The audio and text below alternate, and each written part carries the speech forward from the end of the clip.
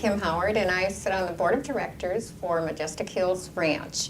And we offer therapeutic riding to individuals with mental and physical challenges.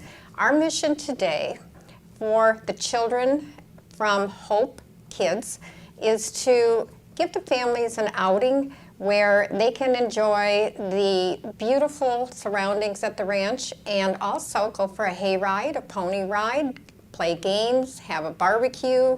Many of these children are faced with chronic and terminal illnesses, and the families are greatly affected by it. So they need a reprieve from the day-to-day challenges that they face.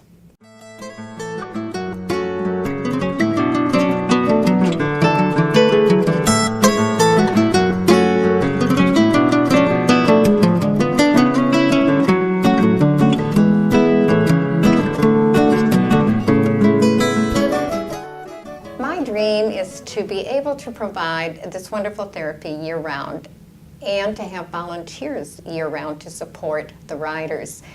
And we could do this if we could count on the community to help us build an indoor riding arena.